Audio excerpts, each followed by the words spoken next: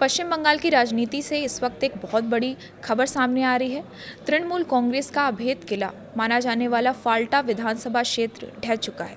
फाल्टा उपचुनाव में बीजेपी ने वो कर दिखाया है जिसकी कल्पना शायद टीएमसी ने सपने में भी नहीं की थी। बीजेपी के उम्मीदवार देबांशु पांडा ने इस सीट पर एक तरफा कब्जा करते हुए 1 लाख से भी ज्यादा वोटों के ऐतिहासिक अंतर से बम्पर जीत हासिल की है।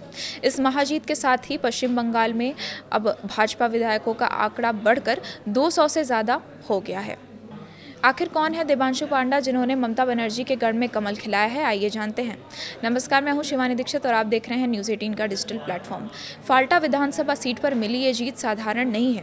भाजपा के देबांशु पांडा ने अपने निकटतम प्रतिद्वंदी CPI-M के शंभुनाथ कुर्मी को चारों खाने चित कर दिया।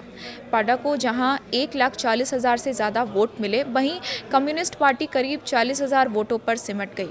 सबसे हैरान करने वाली बात यह है कि सत्ताधारी दल टीएमसी इस दौड़ में चौथे नंबर पर खिसक गई है। आइए अब जान लेते हैं कि कौन है फाल्टा सीट से जीतने वाले देबांशु पांडा। दरअसल देबांशु पांडा पश्चिम बंगाल की फाल्टा विधानसभा सीट से भारतीय जनता पार्टी के उम्मीदवार हैं, जिन्होंने हाल ही में हुए उपचुनाव में बड़ी जीत दर्ज कर ली है। पेशे से देबांशु वकील हैं और राजनीति में आने से पहले वो लंबे समय तक कानूनी क्षेत्र में काम भी कर चुके हैं। उन्होंने कलकत्ता यूनिवर्सिटी से LLB की पढ़ाई की है। रिपोर्ट्स के मुताबिक देबांशु पांडा करीब 46 वर्ष के हैं और बीजेपी के सक्रिय कार्यकर्ता के तौर पर संगठन से लंबे समय से जुड़े हुए हैं। राजनीति में उनकी एक अलग पहचान है, वो ज़मीन से जुड़े हैं और लगातार सक्रिय रहने वाले नेता हैं। फाल्टा सीट पर हुए चुनाव में उन्होंने एक बड़ी उलटफेर करते हुए 1 लाख से ज़्यादा वोटों के अंतर से जीत हासिल की है। इस जीत के बाद वो पश्चिम बंगाल की राजनीति में तेजी से चर्चा में आ गए हैं। चुनाव परिणाम के बाद उन्होंने फाल्टा की जनता का आभार जताया और इसे बदलाव की शुरुआत बताया है।